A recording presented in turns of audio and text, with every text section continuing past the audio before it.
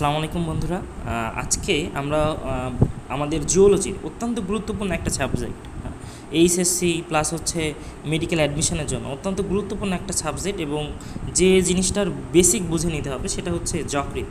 এই যকৃৎ বিষয়ে সামগ্রিক বেসিক এবং এর সামগ্রিক কাজ এইটা নিয়ে শিখব, এবং কেউ যদি আল্লাহর রহমতে মেডিকেলে আসো তখনও এই বিষয়টা নিয়ে একটু বিস্তারিত তোমাদের জানতে হবে। তো আমি তোমাদের লেভেলে যতটুকু জানার দরকার সেটুকু হলে চেষ্টা করব, এবং অত্যন্ত গুরুত্বপূর্ণ জিনিস, সো সেই হিসাবে একেবারে বেসিক থেকে বুঝে নিতে হবে সেটা নিয়ে সেটা নিয়ে আমি আলোচনা করব। হ্যাঁ, তো চলো শুরু করি। আমরা মূলত পড়ব এই যে যকৃৎ নিয়ে। এটা মানবদেহের সবচেয়ে বড় গ্রন্থি, এবং দেখতে পাচ্ছ এটা কিন্তু আমাদের উদরের একেবারে উপরিভাগের দিকে অবস্থিত, এবং মানবদেহের সবচেয়ে বড় গ্রন্থি।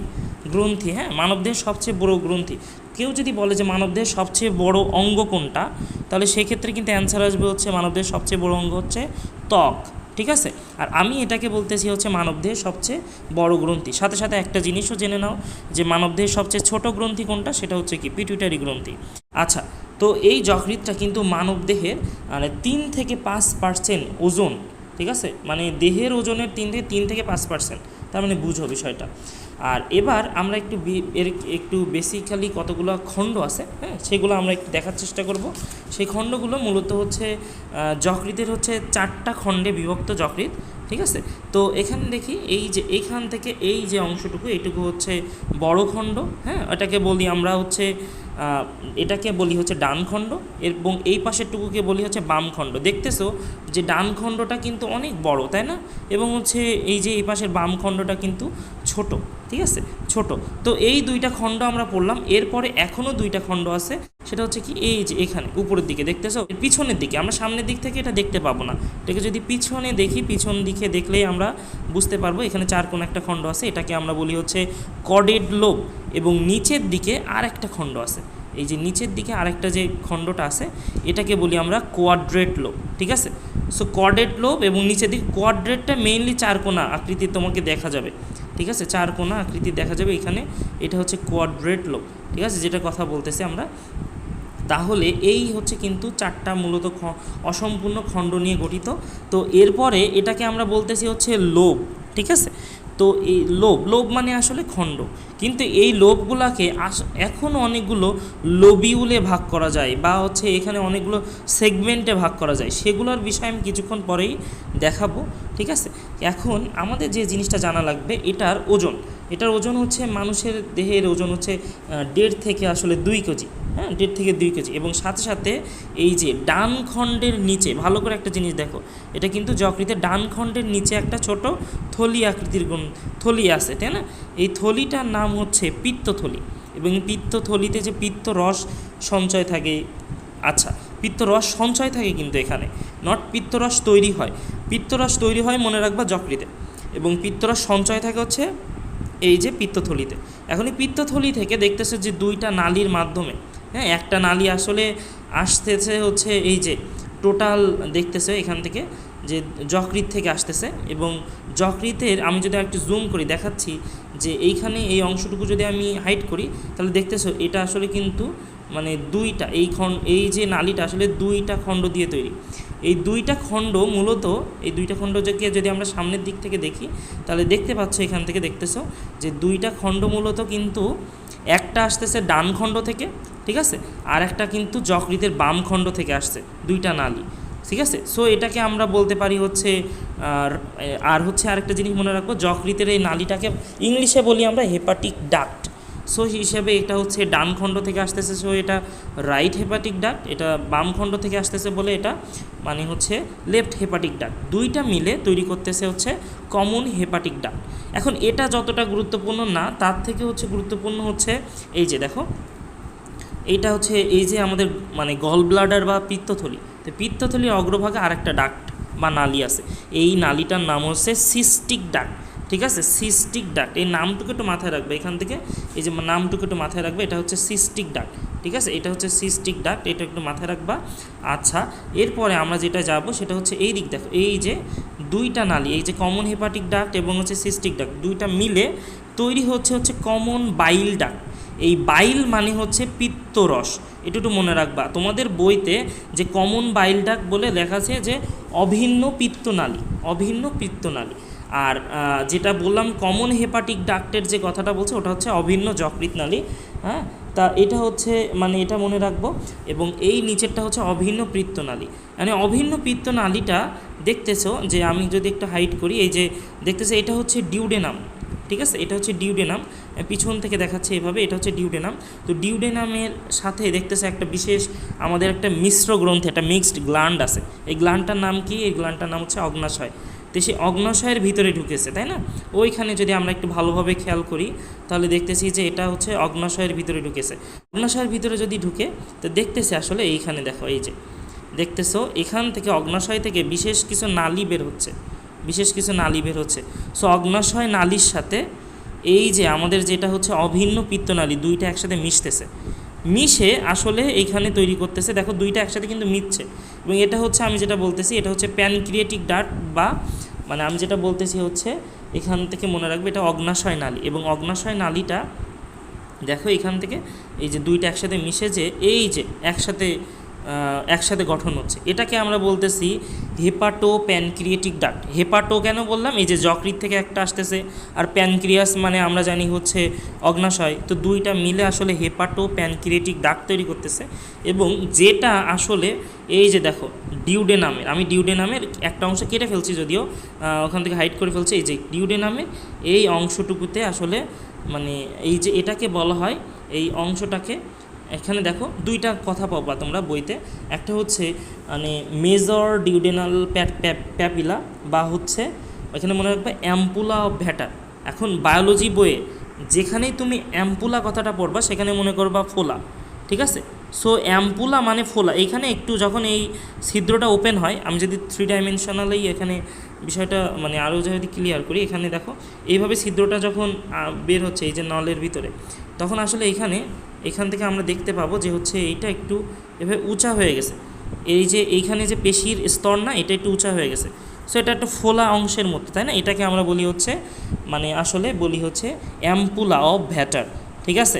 আচ্ছা, তোমরা আরেকটা জিনিস পড়বা, সেটা হচ্ছে মেজর ডিউডেনাল প্যাপিলা। তো মেজর কেন বলতেছি সেটা বলি। এখানে দেখো এই যে অগ্নাশয় থেকে আরেকটা নালী, আমি যদিও সেটা হাইড করে ফেলছি, এখন ওই অগ্নাশয় থেকে দেখো আরেকটা নালী উপরে আরেকটা কিন্তু আসলে বের হয়ে যাচ্ছে, তাই না? উপরে আরেকটা কিন্তু হচ্ছে এখানে সেই ডিউডেনামে চলে আসতেছে, অর্থাৎ দুইটা, একটা হচ্ছে এইটা হচ্ছে মাইনর আর এইটা হচ্ছে মেজর, এই কারণে মেজর। এবং প্যাপিলা মানে মনে রাখবা ছিদ্র, দেখো এখানেও ছিদ্র আছে। এবং এটা হচ্ছে মাইনর ডিউডেনাল প্যাপিলা আর এটা হচ্ছে মেজর ডিউডেনাল প্যাপিলা, এটার কথা মনে রাখবা। এবং এইটাই আসলে আমাদের এই যে ডিউডেনামে আসলে প্রবেশ করতেছে, অর্থাৎ ক্ষুদ্রান্তে। কেন প্রবেশ করতেছে পরবর্তীতে অনেকগুলো কথা আছে, জাস্ট একটা কথা মনে রাখো, পিত্তরস মূলত আমাদের হচ্ছে লিপিড জাতীয় বা স্নেহ জাতীয় খাদ্যগুলোকে পরিপাকে সহায়তা করে, এবং সাথে সাথে আমাদের ক্ষুদ্রান্তেই কিন্তু মেইন পরিপাকটা হয়। তো ক্ষুদ্রান্তের ক্ষেত্রে আসলে 3টা জায়গা থেকে রস আসে। একটা হচ্ছে এই যে আমাদের লিভার থেকে আসলে পিত্তরস আসে, অগ্নাশয় থেকে আসতেছে হচ্ছে এখানে অগ্নাশয়ের রস, হ্যাঁ, ওখানে ওর ভিতর অনেকগুলো ডাইজেস্টিভ এনজাইম থাকে যেগুলো আসলে তোমাদের হচ্ছে শর্করা, আমিষ এবং স্নেহ জাতীয় খাদ্যকে পরিপাক করতেছে। এবং সাথে সাথে এই যে ক্ষুদ্রান্তের এখানে কিছু গ্রন্থি আছে, তো গ্রন্থিগুলা, ঠিক আছে, এখানে কিছু কিছু গ্রন্থি আছে, সেই গ্রন্থিগুলা এই যে দেখো এখানে এই যে গ্রন্থিগুলা, এখান থেকে আসলে এই যে গ্রন্থিগুলা দেখতেছে এই ছিদ্রপথে আসলে এই এলাকায় মানে পরিপাকটা হয়। এখানে অনেকগুলো ভিলাই আছে, অন্য কোনো সময় এই গ্রন্থি নিয়ে আলোচনা করার ক্ষেত্রে ইনশাল্লাহ তোমাদেরকে অন্য ক্লাসে অবশ্য বলবো, জাস্ট আপাতত দেখাই রাখলাম। তাহলে আমরা এখান থেকে অনেকগুলো দেখলাম যে হচ্ছে আসলে আরেকবার একটু রিভিউ করি। তো যেটা কথা বলতেছি এইটা হচ্ছে আসলে যকৃৎ থেকে আসতেছে, এবং যকৃৎ থেকে আমরা যদি একটু হাইড করে দেখি তাই এটা কিন্তু 2টা নালী। সো একটা বাম থেকে আসতেছে এই পাশেরটা, এবং ডান থেকে আসতেছে, দুইটাকে বলতেছি রাইট এবং লেফট হেপাটিক ডাক্ট, দুইটা মিলে তৈরি করতেছে অভিন্ন যকৃৎ নালী। এবং তার এখান থেকে পিত্তরসটা আসলে তৈরি হয় কোথায়? লিভারে, ঠিক আছে, লিভারে তৈরি হয়ে এটা এই নালীপথে আসে, এই নালীপথে এসে এই যে সিস্টিক ডাক্ট হয়ে পিত্তথলিতে জমা থাকে। এখন একটা বিশেষ হরমোন, হ্যাঁ, কোলিসিস্টোকাইনিন নামক একটা হরমোনের প্রভাবে এখান থেকে আসলে পিত্ত রসটা আসলে এই কোলিসিস্টোকাইনিন হরমোনের প্রভাবে এখান থেকে চলে আসে এই যে কমন বাইল ডাক্ট বা অভিন্ন পিত্তনালী, চলে আসে, তারপরে এটা হচ্ছে এই যে প্যানক্রিয়াসের ভিতরে আসে, প্যানক্রিয়াসের ভিতরে এসে এই যে দেখো এই ছিদ্রের মাধ্যমে এইখানে যে মানে প্রবেশ করতেছে, এবং এটাকে বলতেছে হচ্ছে অ্যাম্পুলা অফ ভ্যাটার। কারণ অ্যাম্পুলা কেন, ওই যে ফোলা অংশ বলে, প্লাস সাথে সাথে আর এখানে মেজর ডিউডেনাল প্যাপিলাও বলা হয়, কারণ আরেকটা মাইনর ডিউডেনাল প্যাপিলা আছে, ডিউডেনামে আছে, তাই এটা হলো কথা। আচ্ছা, এগুলাতে আমাদের যাওয়া লাগবে না। এখন আমরা যে বিষয়টুকুতে জানবো সেটা হচ্ছে এই যকৃতের আসলে হচ্ছে কি কি কাজ, ঠিক আছে, এর কাজগুলো জানতে হবে তোমাকে। আগেই প্রথম থেকে আমি লেকচারের শুরুতেই বলছি যে যকৃৎ কিন্তু হচ্ছে আসলে কি একটা বড় মানবদেহের সবচেয়ে বড় গ্রন্থি, ঠিক আছে, এবং এটাকে বলা হয় জৈব রসায়নাগার। অর্থাৎ এখানে দেখব যে 5 শতাধিক বেশি বিক্রিয়া হয়। তো এতগুলা বিক্রিয়া এখানে হয়, ঠিক আছে, এতগুলা কি কি বিক্রিয়া হয় তার একদম বেসিক জিনিসগুলো আমাদের একটু জানতে হবে, এবং কেন সেই বিক্রিয়াগুলো হয়। তার আগে আরেকটা একটু কথা বলি, তোমরা হচ্ছে কিডনির আবরণী পড়ছো কি, রেনাল ক্যাপসুল, ঠিক আছে, কিডনির আবরণী পড়ছো রেনাল ক্যাপসুল। আর এখানে মনে রাখবা যে যকৃতের আবরণী হচ্ছে গ্লিসন্স ক্যাপসুল, গ্লিসন্স ক্যাপসুল, এই আবরণীটুকুর কথা মনে রাখবা, গ্লিসন্স ক্যাপসুল। আচ্ছা, তো এ পর্যায়ে তোমাকে একটা বিশেষ জিনিস দেখাবো, সেটা হচ্ছে যকৃতের এইখানে কিছু একটা বিশেষ যে ছিদ্র, এই ছিদ্রটার বিষয়ে আমি একটু শেখাবো, এবং এই ছিদ্রটা থেকে আসলে কি যাচ্ছে এবং কি বের হচ্ছে এটা জানতে হবে। তোমরা কিডনির হাইলামের কথা শুনছো, তাই না? সবসময় মনে রাখবা হাইলাম হচ্ছে একটা পোর্ট মানে কি, আমাদের যেমন হচ্ছে দেখো চট্টগ্রামের ওখানে হচ্ছে আমাদের দুইটা হচ্ছে চট্টগ্রামে, আবার মোংলা পোর্টের কথা শুনছো তোমরা, হ্যাঁ। এই পোর্টগুলোতে কী হয় বলো তো, অন্য দেশ থেকে বিভিন্ন জিনিসপত্র আমাদের এখানে আসে, তাই না, এবং অন্য দেশ থেকে আসলে বিভিন্ন জিনিসপত্র আসে এবং আমাদের দেশে প্রবেশ করে, অর্থাৎ একটা প্রবেশদ্বার, তাই না। তো এটাও যকৃতের মনে রাখবে একটা প্রবেশদ্বার, দেখতেছে এর ভিতর দিয়ে অনেকগুলো স্ট্রাকচার যাচ্ছে এবং প্রবেশ করতেছে। তো এই স্ট্রাকচারটার কথা আমি কিছুক্ষণ আগেই বলছি, সেটা হচ্ছে বাইল ডাক্ট, এবং একটা দেখতেছে আর্টারি প্রবেশ করতেছে, অর্থাৎ, এবং সেটা কিন্তু দুইটা ভাগে ভাগ হয়েছে, ঠিক আছে, দুইটা ভাগে ভাগ হচ্ছে। একটা মনে রাখবো হচ্ছে রাইট সাইডেডের জন্য, এবং আরেকটা লেফট সাইডের যে খণ্ড ওর জন্য, এবং আরেকটা শিরা প্রবেশ করতেছে, এই শিরাটার নাম হচ্ছে হেপাটিক পোর্টাল শিরা, ঠিক আছে। তো এই পোর্টাল জিনিসটা কিছুক্ষণ পরে আমি হচ্ছে ব্ল্যাকবোর্ডে বোঝাই দিব। তো আপাতত এখানে যে তিনটা স্ট্রাকচারের কথা বললাম আমি, এই তিনটা স্ট্রাকচারের কথা মাথায় রাখো। একটা হচ্ছে এখানে বললাম যে হচ্ছে বাইল ডাক্ট বা হেপাটিক ডাক্টের কথা বললাম, এবং আরেকটার যে কথা বললাম এখানে হচ্ছে একটা আর্টারি আছে এবং একটা ভেইন আছে, এবং এই ভেইন আর্টারি এগুলোর কাজ কী এবং কেন এগুলো আসে, এগুলো হচ্ছে কি কি কাজ, সেগুলো আমি এক্ষুনি দেখাই দিচ্ছি। তো এতক্ষণ ধরে তোমরা হচ্ছে আসলে একটা 3D স্লাইড দেখছিলাম। তো ওখানে আমরা হচ্ছে পোর্টাল ভেইনগুলো একটা কথা বলছি, এবং একটা আর্টারি দেখালাম, এবং আরেকটা হচ্ছে মানে ডাক্ট দেখালাম। তো এটা নিয়ে আসলে কিছু কথা আছে, সেজন্য আর কি এখন আমরা সেই জিনিসটা বুঝবো। অর্থাৎ কেন এখানে আমি একটা হাইলামের কথা বললাম। হাইলাম মানে মনে রাখবে এটা একটা জায়গা, ফাঁকা জায়গা, বা এটা মনে করে একটা পোর্ট, হ্যাঁ, পোর্ট বলতে কি আমি যে বললাম যে হচ্ছে মনে রাখবো আমাদের যে মোংলা পোর্ট আছে, বিদেশ থেকে আমাদেরকে দেশে কিছু কি মালামাল আসে, তাই আমাদের দেশ থেকে সেখানে যায়, অর্থাৎ এটা একটা মনে করো বন্দর। এই যে দুইটা বন্দর, এটা ওইখানে যেমন হচ্ছে আমাদের কিডনিতে কিন্তু একটা হাইলাম আছে, তাই না, তার ভিতর দিয়ে কিছু কিছু স্ট্রাকচার প্রবেশ করে, কিছু কিছু স্ট্রাকচার বের হয়, এর ভিতর দিয়ে আসলে কিছু কিছু স্ট্রাকচার প্রবেশ করে এবং কিছু কিছু স্ট্রাকচার হচ্ছে বের হয়। মাথায় রাখবা, এবং দুইটা জিনিসের কথা মাথায় রাখবা।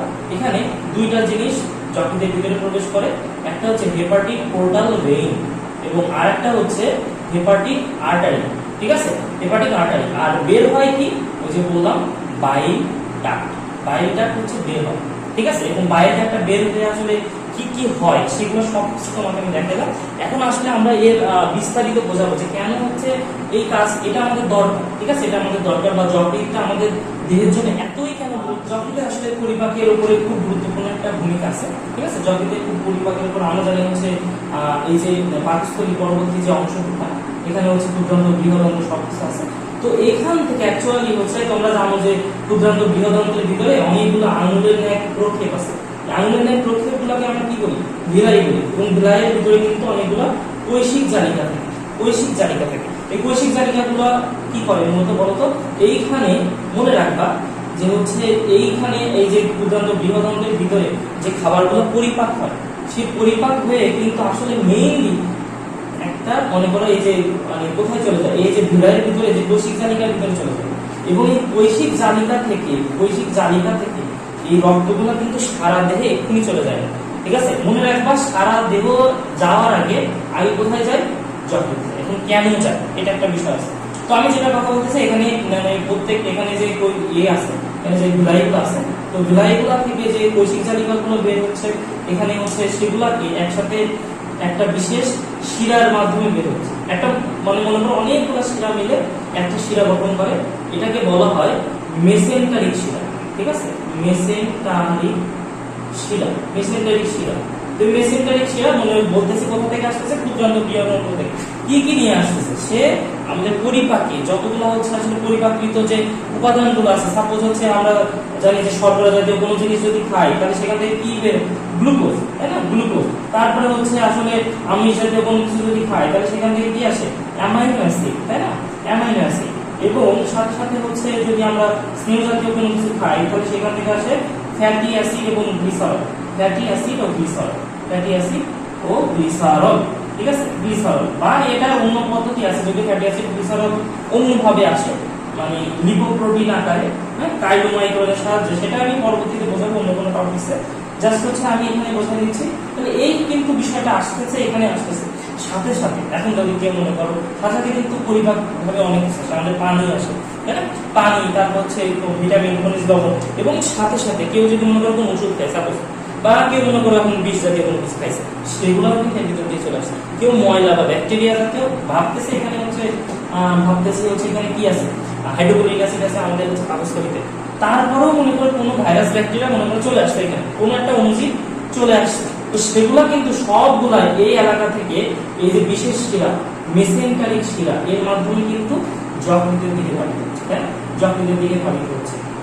এবং আরেকটা জিনিস তোমাকে দেখাইছিলাম কিছুক্ষণ আগে, সেটা হচ্ছে এখানে একটা বিশেষ গ্রন্থি আছে। এই গ্রন্থিটার নাম কি, এই গ্রন্থিটার নাম হচ্ছে মেসেন্টারিক, এখানে একটা বিশেষ গ্রন্থি আছে, এই গ্রন্থিটার নাম কি, এটা হচ্ছে প্যানক্রিয়াস, তাই না, প্যানক্রিয়াস। এবং এটা হচ্ছে এক ধরনের হচ্ছে মিশ্র গ্রন্থি। ওই প্যানক্রিয়াস থেকে আরেকটা শিরা পেছন দিয়ে বের হয়, পেছন দিয়ে বের হয়, বের হয়ে আসলে এই যে মেসেন্টারিক শিরার সাথে যুক্ত হয়। এখন এই প্যানক্রিয়াস থেকে আসলে কি জন্য মেসেন্টারিক শিরাটা, একটা শিরা বের হচ্ছে, কিন্তু সবসময় মনে রাখবা শিরাগুলা মূলত লাস্টে যে কোথায় যাবে, মানে আমাদের মানে এতে যাবে, হ্যাঁ, যাবে হচ্ছে হৃদপিণ্ডে, একেবারে লাস্টে যাবে। ঠিক আছে, লাস্টে যাবে। তো এই মানে এখান থেকে আমি দেখাবো যে কেন আসলে এখান থেকে একটা শিরা বের হচ্ছে। সহজ কথা একটা বলি, আমরা বুঝতে হয়তো যে ইনসুলিন, ঠিক আছে, ইনসুলিন এর কথা বলছি, যে ইনসুলিন গুলো দেহের ভিতরে গ্লুকোজটা নিয়ন্ত্রণ করে, গ্লুকোজের মাত্রাটা কমায়। আবার গ্লুকাগন যে হরমোনটা আছে সেটা কি করে, সেটা হচ্ছে দেহের ভিতরে গ্লুকোজের মাত্রাটা বাড়ায়। তো সেটা আসলে কাজ, সেটা কোথায় তৈরি হয়, ইনসুলিন বা গ্লুকাগন সবকিছুই কিন্তু আসলে এখানে তৈরি, তাই না। এবং সাথে সাথে আমরা জানি যে মিশ্র গ্রন্থি প্যানক্রিয়াস, এখান থেকে 4টা হরমোন তৈরি হয়, যে ইনসুলিন, গ্লুকাগন, হ্যাঁ, তারপর হচ্ছে সোমাটোস্ট্যাটিন এবং প্যানক্রিয়াটিক পেপটাইড। তো এইগুলা মেইন কাজটা কিন্তু যকৃতে, সেটা কি কাজ সেটা আমরা এখান থেকে জানতে হবে। প্লাস সাথে সাথে এখানে আরেকটা গ্রন্থির কথা আমরা বলবো, সেটা হচ্ছে এটাকে বলি হচ্ছে প্লিহা। ঠিক আছে, এটা আসলে মানে রক্তকোষের আসলে গ্রেভিয়ার্ড অফ আরবিসি, হ্যাঁ, লোহিত রক্তকণিকা আমরা জানি যে 120 দিন পর মারা যায়।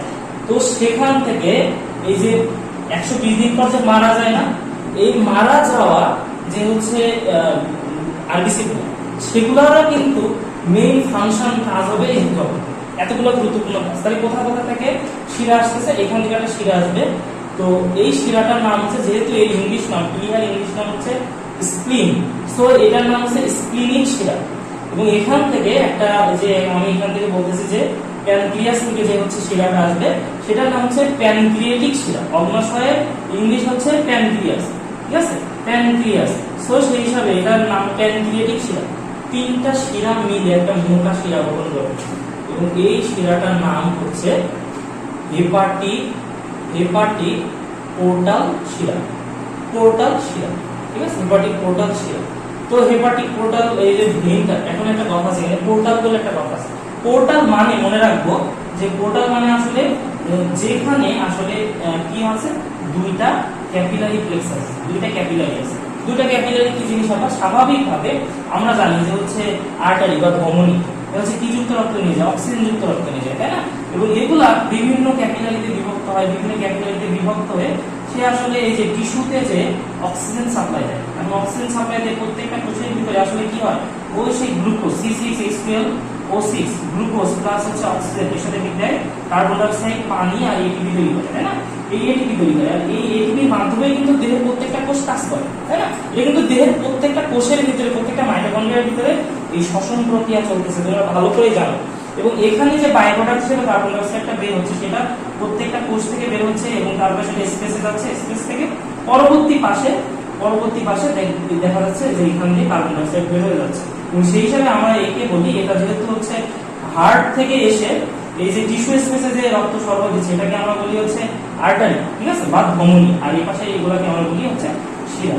তো এটা হচ্ছে ন্যাচারাল, এটা ন্যাচারাল হচ্ছে যে কোনো ধমনী শিরার বিষয় এবং কৈশিক জালিকার বিষয়। কিন্তু এমন যদি হয় যে হচ্ছে একবার কৈশিক জালিকায় বিভক্ত হয়েছে, তারপরে কি হওয়ার কথা, শিরায় বিভক্ত হওয়ার কথা, তাই না? কিন্তু শিরা না হয়ে কিছুদূর পরে যে আবার আরেকটা দেখা যাচ্ছে আবার একটা প্লেক্সাস গঠন হচ্ছে। এই যে দুইটা যদি ক্যাপিলারি প্লেক্সাস থাকে, তো এটাকে আমরা বলি পোর্টাল সিস্টেম।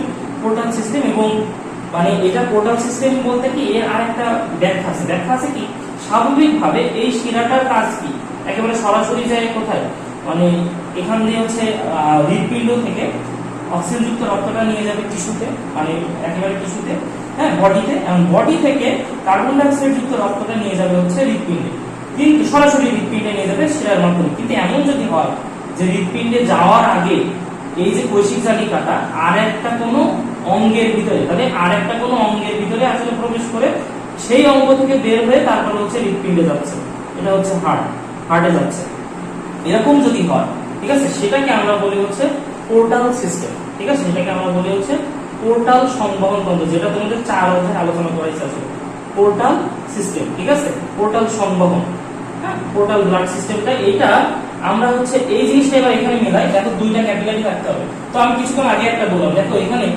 ক্ষুদ্রান্ত বৃহদান্ত্রের ভিতরে কি আছে, ভিলাই আছে। তো ভিলাইয়ের ভিতরে কিন্তু একটা কৈশিক জালিকা আছে, এবং সবগুলা শিরা একসাথে মিলে এবার দেখো এই যে হেপাটিক পোর্টাল শিরাটা, এবার এখানে যে আসলে ও আবার কৈশিক জালিকা তৈরি করবে, ওর ভিতরে গিয়ে আরো অনেকগুলো ব্রাঞ্চ দিয়ে তারপরে আসলে একটা শিরা আকারে সে বের হয়ে যাবে, এবং বের হয়ে যায় এই শিরাটার নাম হবে হচ্ছে হেপাটিক ভেইন বা হেপাটিক শিরা, যেটা এবার যাবে মূলত হচ্ছে এই যে হৃৎপিণ্ড। তো আমি তোমার সাথে এটা মিলাই নাও যে সরাসরি সে কৈশিক জালিকায় বিভক্ত, আবার একবার কৈশিক জালিকায় বিভক্ত হবে, তারপরে যে সে আসলে হার্টে প্রবেশ করবে। এই যে এই কারণে এটার নাম হচ্ছে পোর্টাল, ঠিক আছে, পোর্টাল সিস্টেম। মানে পোর্টাল সিস্টেমের অনেক গুরুত্বপূর্ণ কাজ আছে, সেটুকু জাস্ট এবার একটা আলোচনা করবো। এটা হচ্ছে ছিল বেসিক, এবং তারপরে আমরা এখানে জাস্ট বুঝতেছি যে এখান থেকে কিন্তু কোথা থেকে রক্ত সে যাচ্ছে, এই জিনিসটুকু মাথায় রাখতে হবে। এখন জিনিসটা দেখি আমরা, এখন জিনিসটা আরেকটা বিষয় আছে, গুরুত্বপূর্ণ বিষয় আছে, যে এখান থেকে আমরা বুঝতেছি এটা হচ্ছে hepatic portal vein, hepatic portal vein. এখন এটা তো যকৃৎ, তাই না? যকৃতের তো আমরা একটু বড় করে রাখি, ঠিক আছে, যকৃৎ একটা মানবদের সবচেয়ে বড় গ্রন্থি। তো এই যকৃৎ এও তো কিছু কোষ দিয়ে গঠিত, তাই না? তো এও কিছু কোষ দিয়ে, এর কোষগুলোর ভিতরেও তো সেই শ্বসন প্রক্রিয়াগুলো হবে। তাহলে এই শ্বসন প্রক্রিয়ার জন্য দরকার বেশি বেশি অক্সিজেন, তার সাথে গ্লুকোজের কোষের ভিতরে থাকুক বা রক্তের ভিতরে থাকুক, যে গ্লুকোজের সাথে সিসির সাথে বিক্রিয়া হয়, এখানেও কি কার্বন ডাই অক্সাইড প্লাস পানি উৎপন্ন এবং শক্তি উৎপন্ন হয়। এবং এখানে কিন্তু অনেক বলেছি যে 5 শতাধিকেরও বেশি বিক্রিয়া হয়, তাই না? তো এখানকার যে কোষ, যকৃতের কোষের নাম হচ্ছে হেপাটোসাইট, এবং সেটা কি জন্য আসলে হেপাটোসাইট এবং কোথায় থাকে সেই জিনিসটা আমি কিছুক্ষণ পরে দেখবো। যে হেপাটোসাইট এটারও তো পুষ্টি দরকার, তাই না? তো সেই কারণে এখানে শুধু তো হচ্ছে এই যে শিরাযুক্ত যে রক্ত, ডিঅক্সিজেনেটেড ব্লাড, এটাই তো একে আসলে সম্পূর্ণভাবে পুষ্টি দিতে পারবে না। এই কারণে খোদা দাদা আসলে এখান থেকে আর একটা কি দিয়েছে, একটা হেপাটিক আর্টারি বা একটা ধমনী পাঠিয়ে দিয়েছে, যাতে অক্সিজেনটা এর ভিতরে প্রবেশ করতে পারে, ঠিক আছে। এবং এই ধমনীটা কিন্তু কি জানি, আমরা জানি না যে হচ্ছে হার্টের থেকে একটা কি আসে, মহাধমনী বা অ্যাওর্টা বের হয়। ওই অ্যাওর্টাটা আমাদের যে বুক, হ্যাঁ, বুকের ডায়াফ্রামটা ক্রস করে যখন পেটে, অ্যাবডোমেনে বা পেটের ভিতরে যাবে, পেটের যে থেকে আসলে এখানে যে অনেকগুলো গ্রন্থি আছে, এই পাশে হচ্ছে এপাশে যকৃৎ থাকে আমাদের পেটের ভিতরে, তারপর হচ্ছে এখানে স্টোমাক থাকে, সবগুলোতে একটা একটা করে ব্রাঞ্চ দেয়, আসলে সবগুলোতে একটা করে শাখা দেয়। তো সেই শাখারই একটা অন্তর্ভুক্ত নাম হচ্ছে একটা শাখা হচ্ছে হেপাটিক আর্টারি, ঠিক আছে। তো এই হেপাটিক আর্টারিটা আসলে এখানে প্রবেশ করতেছে, এবার আমরা বুঝতেছি এখানে প্রবেশ করতেছে এবং করে এখানে মনে করো অনেকগুলো, আমরা যেটা কিছুক্ষণ আগেই বললাম, এটা হচ্ছে এক ধরনের পোর্টাল সিস্টেম, অনেকগুলো শাখায় বিভক্ত হচ্ছে, সহজ কথায় অনেকগুলো শাখায় বিভক্ত হচ্ছে, এবং সেই শাখাগুলোতে বিভক্ত হয়ে সে আসলে কি করতেছে সেই জিনিসটুকু আমরা দেখি। তো মনে করতেছি আমরা কিছুক্ষণ আগেই বলছিলাম যে জগবিতে অনেকগুলো লোবে বা সেগমেন্টে ভাগ করতে পারে, মানে মেইনলি হচ্ছে 4টা সেগমেন্ট, হ্যাঁ, ডান খণ্ড, বাম খণ্ড, কোয়াড্রেট এবং কোয়াড্রেট। তবে অনেকগুলো মানে সেগমেন্টে ভাগ করা যায়, সেগুলো তোমরা হায়ার ক্লাসে জানতে পারবা। তবে আমরা এখান থেকে যে জিনিসটা জানবো সেটা হচ্ছে একেবারে মানে আণবিক গঠন, মানে মাইক্রোস্কোপিক যে স্ট্রাকচার, আণবিক গঠন বলতেছি, মাইক্রোস্কোপিক যে স্ট্রাকচার, মাইক্রোস্কোপে আমরা কি দেখতে পাবো, তো সেগুলোতে আমরা অনেকগুলো আসলে ছোট ছোট লোবিউল দেখতে পাবো। সেই লোবিউলটা দেখতে কেমন, এইটা তোমাদের প্র্যাকটিক্যাল অংশে, তোমাদের বইয়ের যে প্র্যাকটিক্যাল অংশে সেখানে চিত্র আছে এবং আলিম সাহেবের বইতে ভালোভাবে আছে। তো যেটা কথা বলতেছি, এই প্র্যাকটিক্যাল দেখো ওইখানকার মানে একটা যকৃতের ভিতরে এরকম ভাবে অনেকগুলো ষড়ভুজাকার হেপাটিক লোবিউল থাকে, এটাকে আমরা কি বলতেছি, হেপাটিক লোবিউল, ঠিক আছে, হেপাটিক লোবিউল, তাই না, লোবিউল থাকে অনেকগুলো, দেখতেছে ষড়ভুজাকৃতির একটা একটা খণ্ড। এখন এই প্রত্যেকটা হেপাটিক লোবিউল হচ্ছে কিছুক্ষণ আগেই বললাম না যে এই যে অনেকগুলো খণ্ডে বিভক্ত হচ্ছে, হেপাটিক পোর্টাল ভেইন এবং হেপাটিক আর্টারি বা হেপাটিক ধমনী, ওইগুলার একেবারে খণ্ডাংশ, ওইগুলোর খণ্ডাংশ দেখা যাবে এই সবগুলার কোণায়, ঠিক আছে, সবগুলার কোণায় আসলে এইগুলোর খণ্ডাংশ দেখা যাবে। এবং এই সবগুলো খণ্ডাংশের ভিতরে আমি যদি একটাকে হচ্ছে জুম করি, আমি কিছুক্ষণ পরে জুম করে দেখাচ্ছি যে এই একটা লোককে আমরা যদি আবার জুম করে দেখি তাহলে সেটাকে কেমন দেখা যাবে, সেটাকে এই সর্বজাতীয় লোকটিকে আমি জাস্ট একটা লোকটাকে হচ্ছে আসলে মানে জুম করে দেখাচ্ছি। এখানে এইভাবে আমি যদি জুম করে দেখাই তাহলে দেখতেছি যে হচ্ছে এখানে এদের চারিপাশে এরকম ভাবে পোর্টাল লোবিউল আছে এবং এখানে চারিপাশে আসলে এরকম ভাবে আমি গঠনটা আঁকাইছি এবং মাঝখানে একটা ভেইন থাকে, ঠিক আছে, মাঝখানে একটা ভেইন থাকে, এই ভেইনটার নাম হচ্ছে সেন্ট্রাল ভেইন বা কেন্দ্রীয় শিরা, কেন্দ্রীয় শিরা, ঠিক আছে, প্রত্যেকটার মাঝখানে একটা করে সেন্ট্রাল ভেইন আছে, এরকম ভাবে পোর্টাল লোবিউল সবগুলো সেন্ট্রাল ভেইন আছে। এবং এই যে চারিপাশের দিকে যে অনেকগুলো নালী আঁকাইছি আমি, নালীগুলোর নাম আছে একটা পোর্টাল ট্রায়াড, হ্যাঁ, পোর্টাল ট্রায়াড। আমি কেন পোর্টাল ট্রায়াড সেটা আমরা বলতেছি, কারণ 3টা জিনিস থাকবে, ঠিক আছে, পোর্টাল ট্রায়াড, বাংলা লিখি যেটা ট্রায়াড, ঠিক আছে, পোর্টাল ট্রায়াড। এখন কেন পোর্টাল ট্রায়াড, 3টা জিনিস দেখাবো আমরা পরে। এখন 3টা জিনিস থাকতেছে তার কারণে আমরা মূলত পোর্টাল ট্রায়াড বলতেছি। এখন কেন এই যে কেন্দ্রীয় শিরা না, প্রত্যেকটা কেন্দ্রীয় শিরার সাথে আসলে বিশেষ একটা নালী বা সহজ কথা বলতে পারি যে একটা ফাঁকা জায়গার মাধ্যমে এই কেন্দ্রীয় শিরাটা আসলে যুক্ত, কেন্দ্রীয় শিরাটা এগুলো যুক্ত। এই যে ফাঁকা জায়গাগুলো এগুলোর একটা বিশেষ নাম আছে, এটার নাম হচ্ছে সাইনুসয়েড, ঠিক আছে, সাইনুসয়েড। এটা কিন্তু তোমাদের বইয়ে প্র্যাকটিক্যাল অংশে দেওয়া আছে কিন্তু ওইভাবে মার্কিং করা নেই, ঠিক আছে, যেটা কথা বলতে সাইনুসয়েড। এই সাইনুসয়েডের মাধ্যমে এই প্রত্যেক পোর্টাল ট্রায়াডের থেকে এই যে কেন্দ্রীয় শিরা আসলে সংযোগ রক্ষা হয়। তো কেন সংযোগ রক্ষা করতে হবে, ওই যে বলতেছে এইবার কাজটা শুরু হবে। তো এই একটা পোর্টাল ট্রায়াডের গঠনের ক্ষেত্রে আমরা কি পাইলাম, ষড়ভুজাকৃতি পোর্টাল ট্রায়াড পাচ্ছি এবং সাথে সাথে মনে রাখবা ওই যে যকৃতের যে কোষগুলোর কথা বললাম না, হেপাটোসাইট, ওইগুলো এইভাবে সাজানো আছে, পরপর এইভাবে দেখতেছি আমরা সাজানো আছে, এইভাবে পরপর সাজানো আছে, হ্যাঁ, এইখানে আসলে হেপাটোসাইট থাকে এইভাবে। এখানে এখনো বিস্তারিত অনেকগুলো কথা আছে, সেগুলো আমরা পরবর্তীতে জানবো। এইভাবে আসলে মানে বিভিন্ন দ্বিনিউক্লিয়াস বিশিষ্ট কোষ, হ্যাঁ, এখানে বহুভুজাকৃতি দ্বিনিউক্লিয়াস বিশিষ্ট কোষ থাকে, ঠিক আছে, এখানে অনেকগুলো কোষ, এগুলোকে আমরা বলি হচ্ছে মানে হেপাটোসাইট, হেপাটোসাইট। এখন এখানে দেখো বিষয়টা কি বলতেছে, তাহলে এই পোর্টাল ট্রায়াডগুলা দেখো যে 2 ধরনের যে বিষয়টা, এরা গিয়ে অনেক ক্ষুদ্র ক্ষুদ্র ব্রাঞ্চে ভাগ করছে, সেটা একটা প্রত্যেকটাতে ধরতেছে এই হচ্ছে হেপাটিক মানে ভেইনের হচ্ছে একটা অংশ এবং পাশেরতে এটা হচ্ছে হেপাটিক আর্টারি, এই হেপাটিক আর্টারি ছোট একটা খণ্ড এখানে আছে, ঠিক আছে, ছোট একটা খণ্ড আছে। এইগুলা যে এই ফাঁকা, এটা কিন্তু সেই ফাঁকা জায়গা বলেছে, যার নাম হচ্ছে সাইনুসয়েড। এইগুলা যে এইখানে আসলে প্রবেশ করে, এর ভিতরে যে প্রবেশ করে, এর ভিতরে প্রবেশ করে আসলে এর ভিতরে এইভাবে প্রবেশ করে, তাহলে দেখতেছি যে আর্টারি রক্ত অর্থাৎ ধমনী রক্ত শিরা রক্ত দুইটা একসাথে মিক্সচার হচ্ছে এবং মিক্সচারে মনে রাখবে সাইনুসয়েডের গায়ে কি থাকে, এক ধরনের ম্যাক্রোফেজ শুনছো তোমরা, হচ্ছে ম্যাক্রোফেজের কথা শুনছো, যে হচ্ছে মানে আমরা জানি যে ম্যাক্রোফেজ, এই ম্যাক্রোফেজের একটা কথা আছে যদিও, ম্যাক্রোফেজ এটা মূলত মোনোসাইটের বলা যায় হচ্ছে পরিণত অবস্থা।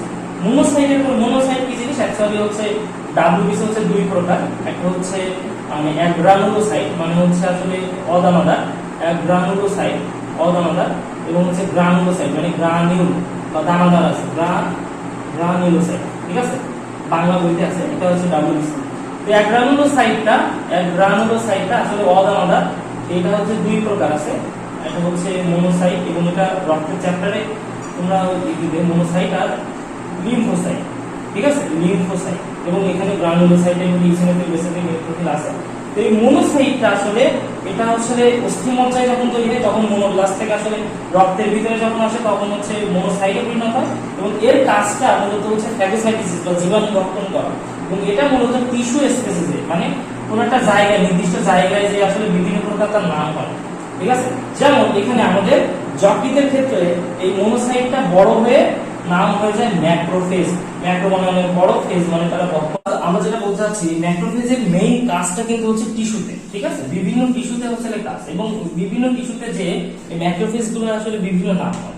যেমন হচ্ছে আমাদের এখানে যদি আমরা হচ্ছে যকৃতের কথা বলি, তো যকৃতে যে বিশেষ ম্যাক্রোফেজের নাম হচ্ছে কাফার সেল, ঠিক আছে, কাফার সেল। ঠিক একই ভাবে বিভিন্ন জায়গায় তুমি বিভিন্ন ম্যাক্রোফেজ গুলোর নাম পড়বে। যেমন হচ্ছে লাংসে যে হচ্ছে মানে লাংসে যে আমাদের নাম হচ্ছে অ্যালভিওলার ম্যাক্রোফেজ, ঠিক একই ভাবে আমাদের হচ্ছে তারপর হচ্ছে দেখবো যে হচ্ছে লাংসে যে হচ্ছে অ্যালভিওলার ম্যাক্রোফেজ এবং হচ্ছে আমাদের ব্রেনে যে মাইক্রোগ্লিয়া, এরকম ভাবে অনেকগুলো আছে। এইভাবে ম্যাক্রোফেজ গুলোর মেইন কথা তুমি জেনে রাখো যে হচ্ছে এগুলো মেইন কাজ কিন্তু কত হচ্ছে টিস্যুতে হচ্ছে মূল ম্যাক্রোফেজ। এবং এখানে যেটা নিয়ে আমরা পড়বো সেটা হচ্ছে কাফার সেল।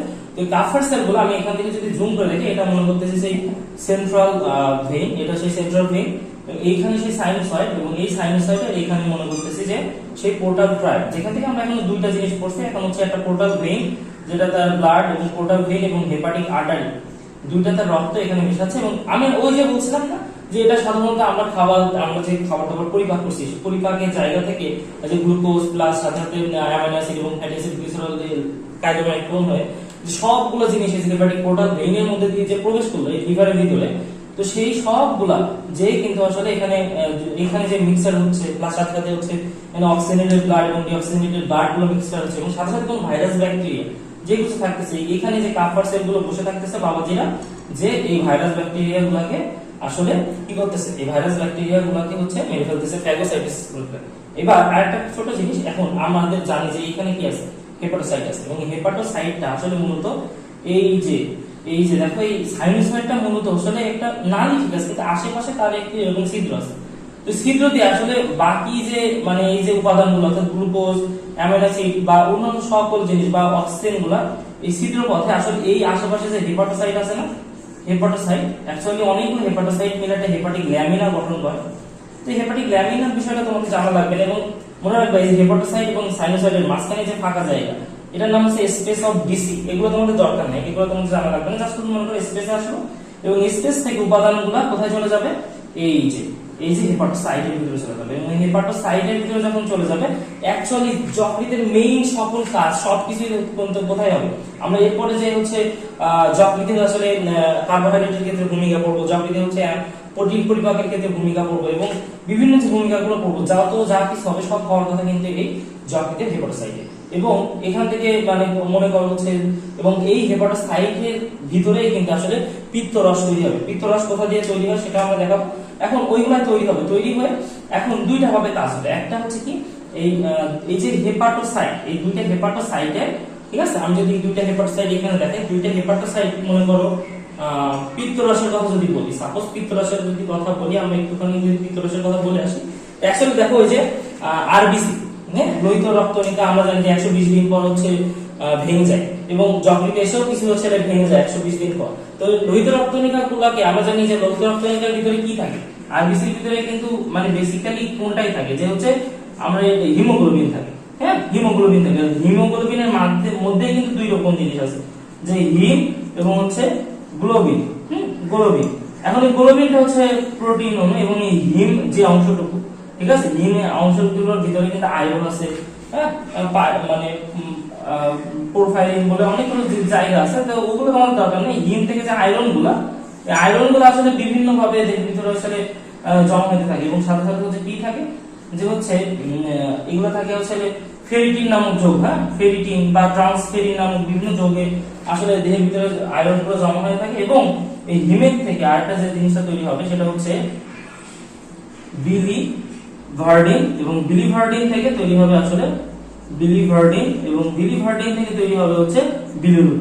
ঠিক আছে, বিলিরুবিন, সহজ কথায় বিলিভার্ডিন, বিলিরুবিন, এই জিনিসগুলো তৈরি হবে কিন্তু এই রক্তের, আমি যেটা বলতে চাচ্ছি এই জিনিসগুলো কিন্তু তৈরি হবে মূলত হচ্ছে আরবিসি ভেঙে, এবং আরবিসি ভেঙে যে বিলিরুবিন, বিলিভার্ডিন তৈরি হবে, এইগুলাই কিন্তু আসলে পিত্তরসের রঞ্জক উপাদান। ঠিক আছে, পিত্তরসের রঞ্জক উপাদান এইগুলো বিলিভার্ডিন, বিলিরুবিন হবে, বিলিভার্ডিন, বিলিরুবিন এইগুলো আসলে তৈরি হয় এখান থেকে। ঠিক আছে, এখানে তৈরি হয়। এখন এই জিনিসগুলো সহজ কথা আমি যেটা বলছি, আরো বিভিন্ন যে সকল উপাদান আছে, বিভিন্ন যে লবণ আছে হচ্ছে আমরা জানি যে হচ্ছে পিত্তরসে, সেইগুলা এই যে দেখো দুইটা হেপাটোসাইটে, হ্যাঁ, এই দুইটা হেপাটোসাইটের মাঝে একটু ছোট করে গ্যাপ আছে, তো দুই জায়গা থেকে আসলে এখান থেকে, এবং সাধারণত মনে রাখবে এই হেপাটোসাইটের ভিতরে যে গলগি বডি আছে সেখান থেকে আসলে এই পিত্ত রস বা হচ্ছে সাপোজ বাইলগুলো হচ্ছে তৈরি হয়, এবং বাইলগুলো তৈরি হয়ে দুইটা জায়গার ফাঁকা স্থানে আসলে জমা হয়, জমা হয়ে এই যে মাঝে, এই যে জমা হয়ে মাঝখানে আসলে আরেকটা নালী আছে, দুইটা হেপাটোসাইটের ভিতর দিয়ে আসলে নালী থাকবে, অনেকগুলো নালী থাকবে, ছোট ছোট অনেকগুলো নালী থাকবে,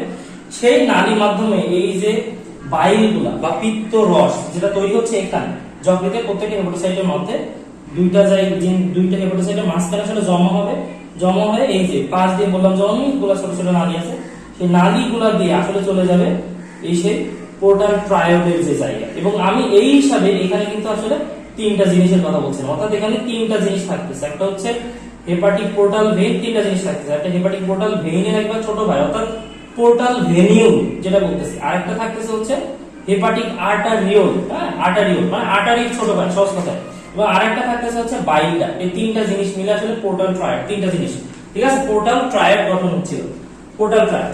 আচ্ছা, এই হলো বিষয়। এখন এই হলো কিভাবে হচ্ছে পিত্তটা উৎপাদন করে সেটার বিষয় বললাম, এবং সাথে সাথে আরেকটা জিনিস মনে রাখতে হবে, এভাবে তো পিত্ত রস ওখান থেকে উৎপাদিত হয়ে যাচ্ছে, আর বাকি যে ব্লাডগুলো পরিশুদ্ধ, সাপোজ আমরা যেটা বলছিলাম, এবং বিভিন্ন ঔষধের ক্রিয়াও কিন্তু এখানে হবে। কেউ মনে করো সাপোজ বিষ খেয়েছে, সাপোজ কোথায় কেউ হচ্ছে আত্মহত্যা করতে যে বিষ খাইছে, কারণ সেগুলাতে প্রথম এফেক্টেড হবে কিন্তু এই আমাদের যকৃৎ। কারণ আমরা বলছিলাম যে খাদ্য আমাদের যে ওই যে জিআইটি থেকে মেইনলি যে সকল কিছু থেকে যে উপাদানগুলা, এগুলো কিন্তু সমস্ত দেহে আগে থেকে ছড়াই পড়বে না, সেগুলো আসবে হচ্ছে যকৃতে, এবং যকৃৎ সেটাকে মনিটর করবে, যাতে তোমার হচ্ছে মানে গ্লুকোজ, ওখানে গ্লুকোজের পরিমাণটা কেমন, যদি দেখা যাচ্ছে যে গ্লুকোজের পরিমাণটা বেশি তাহলে গ্লুকোজের পরিমাণটা কমাই দেবে যকৃৎ। গ্লুকোজের পরিমাণ দেখতেছি যে আমি খাদ্যের মধ্যে গ্লুকোজের পরিমাণ কম খাচ্ছি, তো সেই হিসাবে তাহলে গ্লুকোজের পরিমাণটা একটু বাড়াই দিবে, কারণ ওর ভিতরে গ্লুকোজ তো সঞ্চিত আছে, সেগুলোকে বাড়াই দিবে। আবার এমন হতে পারে যে হচ্ছে এই ধরনের বিভিন্ন কাজ, অ্যামিনো অ্যাসিডটাকে পরিপাক ঘটাবে, অ্যামিনো অ্যাসিড যে পরিমাণে দরকার সেটাকে দেহের ভিতরে রাখবে, এবং বাকিটুকু সে মানে ইউরিয়া তৈরির মাধ্যমে মূত্রের মাধ্যমে বের করে দিবে। এরকম বিভিন্ন কাজ, ঠিক আছে, বিভিন্ন কাজগুলো আসলে যকৃতের মধ্যেই হবে, এবং সাথে সাথে যেটা বললাম পিত্তরস উৎপাদন করবে, সাথে সাথে এতগুলা বিক্রিয়া হয়, শতাধিক বলা যাচ্ছে না 5 শতাধিক বিক্রিয়া হয়, তো সেই হিসাবে এখানে কিন্তু প্রচুর পরিমাণে তাপ উৎপাদিত হবে, এবং সাথে সাথে এই যে যেগুলোর কথা বললাম যে এখানে পিত্তরস উৎপাদন হচ্ছে, ওই যে ঔষধ বা বিষ, এই টক্সিসিটি ওগুলো কিন্তু এটা আসলে নিজে কন্ট্রোল করার চেষ্টা করবে, ঠিক আছে, নিজে কন্ট্রোল করার চেষ্টা করবে, কন্ট্রোল করার চেষ্টা করে তারপরে দেহের ভিতরে আসলে এই যে হার্টে আমরা কি হবে মূলত বলি, এখান থেকে সাইনোসয়েড থেকে রক্তটা আসতেছে হচ্ছে এই যে ইসের ভিতরে, অর্থাৎ সেন্ট্রাল ভেইনের ভিতরে। কারণ আমরা বলেছিলাম এর আগে যে হচ্ছে প্রত্যেকটা সেন্ট্রাল ভেইন, এবার অনেকগুলো সেন্ট্রাল ভেইন আসলে মিশে আমরা বলেছিলাম যে হার্টের ক্ষেত্রে অনেকগুলো লোব আছে, তাই না, সেই লোবগুলোতে যে ভেইনগুলো আছে তার নাম হচ্ছে লোবগুলোর মাঝে যে ভেইন আছে তার নাম হচ্ছে ইন্টার লোবার ভেইন। অর্থাৎ আমি যেটা কথা বলতেছি সবগুলো সেন্ট্রাল ভেইন মিলে তৈরি হবে ইন্টার লোবার ভেইন, আর অনেক যে চারটা লোব আছে তার লোব বা সেগমেন্ট, এখান থেকে দেখা যাবে মেইনলি হচ্ছে দুইটা লোব, তো এখান থেকে আসলে এই ডান খন্ড বাম খন্ড, এখান থেকে দুইটা লোব মিলে ইন্টার লোবার ভেইন মিলে তৈরি হবে হেপাটিক ভেইন, এবং তারপরে সেটা ইনফেরিয়র ভেনা কাভার মাধ্যমে হার্টে চলে যাবে, ঠিক আছে। এই হলো মেইন বিষয়টা, এবং ওভাবে কিন্তু সারা দেহে সেই রক্তটা পৌঁছায় যাচ্ছে, পরিশুদ্ধ রক্ত। আমরা মূলত বইয়ে যে বিষয়গুলো আছে এতক্ষণ ধরে যেটা আমরা শিখলাম, সেটা আসলে বইয়ে যে জিনিসগুলো আছে ওইগুলো জাস্ট মিলিয়ে নেব, এবং বইয়ে যেটা আছে যকৃতের ক্ষেত্রে হচ্ছে বিপাকীয় ভূমিকা এবং যকৃতের সঞ্চায়ী ভূমিকা, এই দুইটা জিনিস খুবই গুরুত্বপূর্ণ, এবং জানাই রাখতে মাস। এবং এটা এখন দেখো প্রথমত আমরা যেটা নিয়ে আলোচনা করবো যকৃতের বিপাকীয় ভূমিকা নিয়ে। এখন যকৃতের বিপাকীয় ভূমিকার ক্ষেত্রে কি আছে, ফার্স্ট হচ্ছে কার্বোহাইড্রেট পরিপাকে কি ভূমিকা আছে। দেখো কার্বোহাইড্রেট পরিপাকে তার ভূমিকা প্রথমত আছে হচ্ছে গ্লাইকোজেনেসিস। দেখো কোনো কিছু লাস্টে যদি জেনেসিস পদ থাকে মানে হচ্ছে তৈরি করা, ঠিক আছে? কি তৈরি করতেছে? গ্লাইকোজেন তৈরি করা। কোথা থেকে? মনে রাখবা, গ্লুকোজ থেকে গ্লাইকোজেন তৈরি করা, গ্লাইকোজেন তৈরি করা। এখন কেন আমরা গ্লাইকোজেন তৈরি করতে হবে? তোমাকে আগেই বলেছি আমি যে আমাদের এই হেপাটিক পোর্টাল ভেইনের মাধ্যমে কিন্তু আসলে ওই যে ক্ষুদ্রান্ত বৃহদান্ত্র থেকে আসলে আমাদের ক্ষুদ্রান্ত বৃহদান্ত্র থেকে কিন্তু সেই গ্লুকোজ এবং হচ্ছে গ্লুকোজ আসছে, মানে শর্করা জাতীয় খাদ্যগুলো পরিপাক হয়ে, তারপর হচ্ছে প্রোটিন জাতীয় খাদ্যগুলো পরিপাক হয়ে অ্যামাইনো অ্যাসিড আসছে, সেগুলো নিয়ে পরবর্তীতে কথা বলবো। হ্যাঁ, এইখানে আমি মনে করতেছি যে আমাদের যে খাবারে আমরা তো অতিরিক্ত পরিমাণে বেশিরভাগ ক্ষেত্রে আমাদের প্রধান উৎস হচ্ছে গ্লুকোজ। এত গ্লুকোজ কিন্তু আমাদের রক্তে অত দরকার হয় না, ঠিক আছে? রক্ত দরকার হয়, রক্তের স্বাভাবিক গ্লুকোজ মাত্রা সাধারণত এই যে 7.8 মিলিলিটার, হ্যাঁ, মিলিমোল পার লিটার। এটা যদি এর কম থাকে সেটাই বেটার, না হলে তার কিন্তু ডায়াবেটিস মেলাইটাস হবে। আর ডায়াবেটিস মেলাইটাসের বিষয়টা অবশ্য আমরা পরবর্তীতে আলোচনা করবো, এখন এই অধ্যায় না। তো যেটা কথা বলতেছে এবং সাথে সাথে এইটাকে বলছে 100 ঘন সেন্টিমিটারে সাধারণত হচ্ছে 90 মিলিগ্রাম গ্লুকোজ থাকে, 90 মিলিগ্রাম গ্লুকোজ থাকে। তো আমার যদি হচ্ছে এখন আমি যে খাবার দাবারটা খাইলাম, এই খাবার দাবারে যদি আমার বেশি পরিমাণে গ্লুকোজ থেকে যায়, অত গ্লুকোজ আমার দেহের জন্য দরকার না। তো গ্লুকোজ গুলোকে আমরা বলতেছি ফ্রি ফর্ম, তো মানে এভাবে ছড়িয়ে ছিটে আছে। তো ওগুলাকে আমরা যদি গ্লাইকোজেন অর্থাৎ পলিমারে পরিণত করি, হ্যাঁ, পলিমারে পরিণত করি, তাহলে ওটা অ্যাক্টিভেটেড থাকবে এবং সেটা কিন্তু আসলে রক্তের ভিতরে যে অর্থাৎ ডায়াবেটিস মেলাইটাস তৈরি করবে, অর্থাৎ আমাদের মূত্রের মাধ্যমে গ্লুকোজ বের করতে দিবে না, ঠিক আছে? গ্লুকোজ অনেক গুরুত্বপূর্ণ একটা জিনিস এবং এটা কিন্তু হচ্ছে এর অন্যান্য ভূমিকা আছে। তো সহজ কথা আমি যেটা বলতেছি, মানে আমি যে খাবার দাবার গুলো খাচ্ছি সেগুলো কিন্তু প্রথমত যাচ্ছে হচ্ছে আগেই রক্তে চলে যাচ্ছে না, রক্ত আগে হচ্ছে লিভার সেটাকে মনিটর করবে, নেক্সট হচ্ছে সেটা সারা দেহে পৌঁছাবে। এবং সেই হিসাবে আমরা গ্লুকোজ যদি আমার খাবার দাবার বেশি থাকে তাহলে লিভার সেটাকে কি করবে? গ্লাইকোজেনে কনভার্ট করবে। সো গ্লাইকোজেনেসিস কথাটা বললাম। এবং সাথে সাথে আবার যদি এমন হয় রোজা আছি আমরা, ঠিক আছে, রোজা আছি, এখন হচ্ছে খাবার দাবার খাওয়া হয়নি ঠিকঠাক মতো, গ্লুকোজ সেভাবে ইনটেক করা হয় না, তাহলে আমাদের কি দেহ কি একেবারে নেতিয়ে পড়বে? তা না, তারা কি করবে? তারা হচ্ছে মেইন কাজ, আমাদের শক্তি হিসেবে কাজ করবে কি? গ্লাইকোজেনোলাইসিস। এর আগে আমরা যখন রক্তের সঞ্চয় ভূমিকা পড়বো তখন দেখবো যে গ্লাইকোজেন সঞ্চয় করে, হ্যাঁ, সঞ্চয় করে। এবং এর আগে দেখো হচ্ছে গ্লুকোজকে সে গ্লাইকোজেনে পরিণত করে রেখেছিল এবং গ্লাইকোজেনে পরিণত করে রাখছিল পলিমার আকারে। কারণ আমার এখন অভাব হয়েছে, তখন গ্লাইকোজেন সাধারণত লিভার দেখা যাচ্ছে যে 100 গ্রামের মতো গ্লাইকোজেন কিন্তু সঞ্চয় করে রাখে। তো সেই গ্লাইকোজেন গুলা এবার ভেঙে যাবে। দেখো এই লাইসিস কথা আছে না, লাইসিস মানে হচ্ছে ভেঙে যাওয়া। সো আমার কি করবে?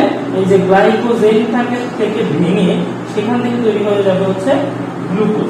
গ্লাইকোজেনটাকে ভেঙে সেখান থেকে তৈরি হয়ে যাবে গ্লুকোজ। এখন এটা বিষয় আর একটা জিনিস আছে, সেটা হচ্ছে এই যে গ্লাইকোজেনের সাথে আরেকটা জিনিস করবো, গ্লাইকোলাইসিস। যদি গ্লাইকোলাইসিসের বিষয়টা সম্পূর্ণ আলাদা, এখানকার বিষয়টা ক্ষেত্রে গ্লাইকোলাইসিস হচ্ছে শ্বসন প্রক্রিয়া জিনিস, তাই না? শ্বসন প্রক্রিয়াতে 4টা ধাপ, সেখানে আসলে গ্লাইকোলাইসিস করে এবং সে তার বিষয় কিন্তু গ্লুকোজটাকে ভাঙা। লাইসিস মানে ভাঙা, কিন্তু সেটাকে গ্লুকোজটাকে ভাঙা।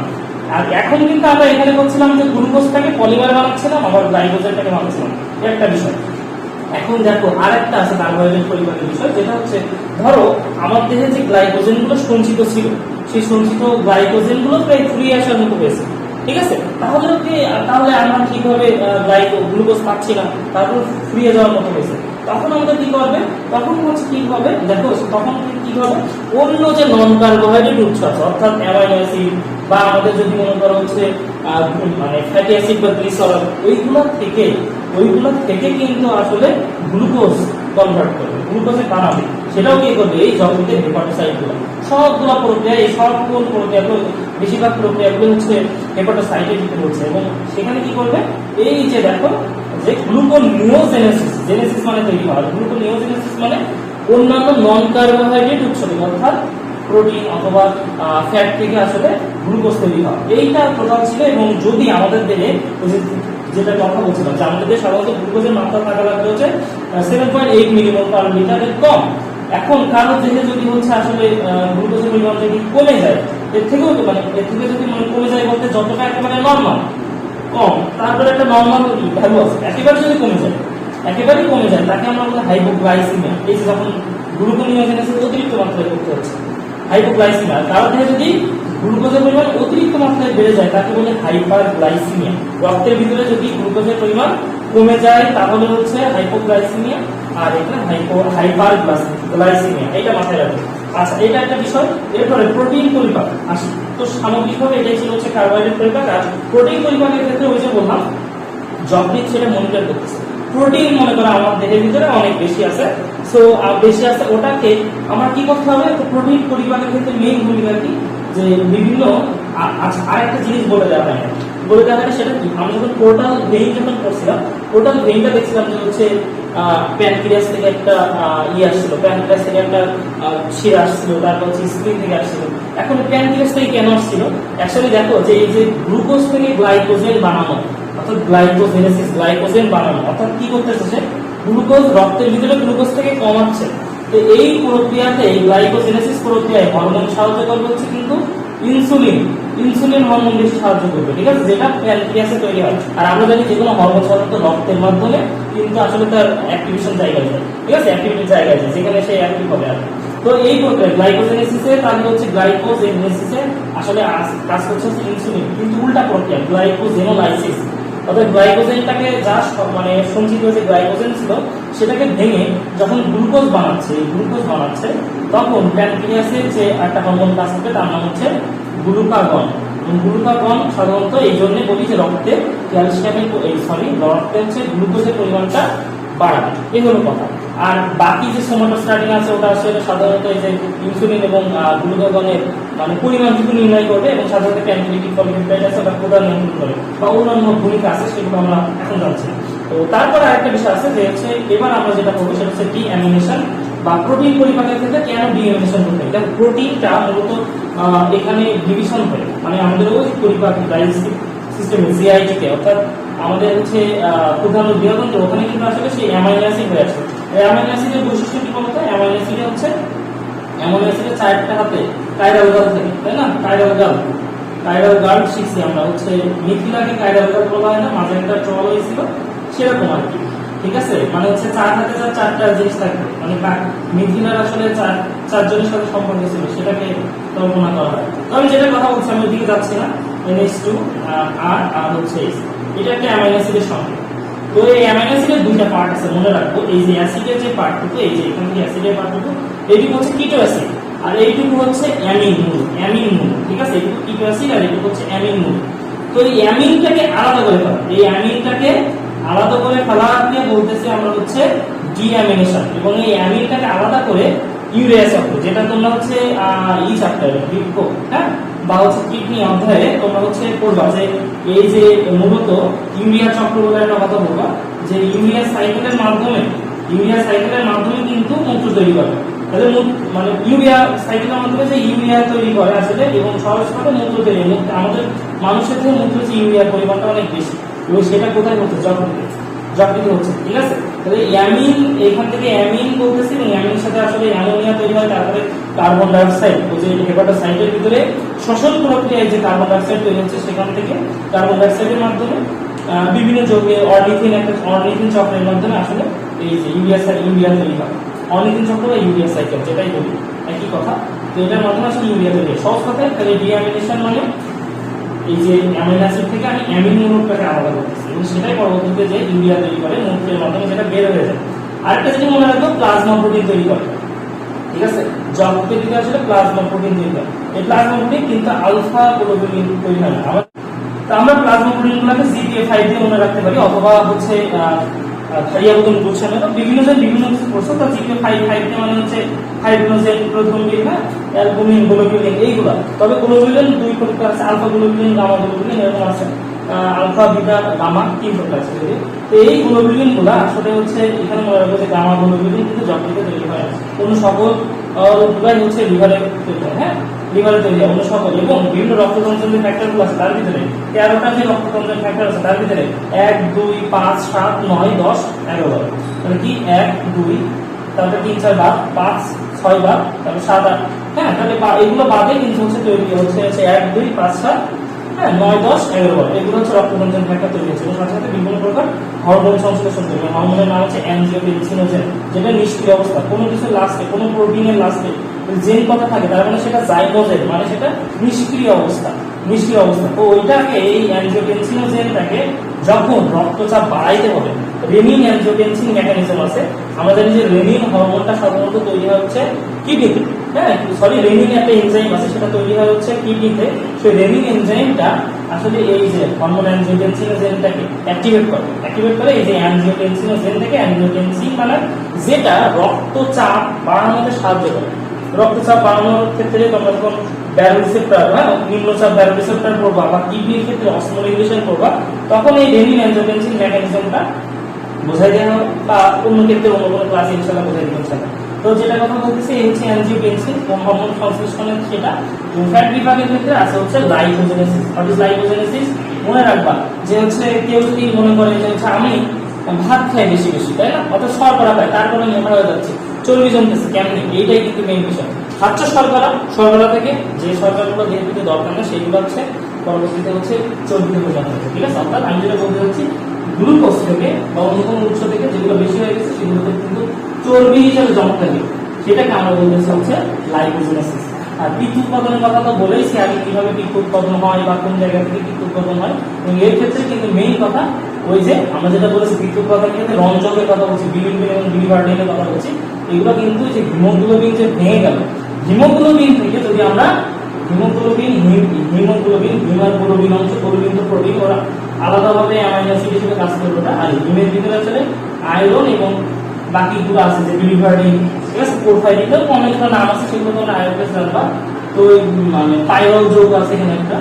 তো হচ্ছে এখানে যেটা কথা বলতেছি যে হচ্ছে এখানে যে আয়রন অংশগুলো যদি করে নিই আমরা, আয়রনটা আসলে ফেরিটিন যৌগ বা ট্রান্সফেরিন নামে আমাদের দেহের ভিতরে জমা থাকবে, এবং সাধারণত এই যে পরবর্তীতে আমরা যখন পড়বো যে যকৃতের সঞ্চয় কোনটা, সেখানে আমরা আয়রন বলবো, যকৃৎ সেটা সঞ্চয় করে রাখি।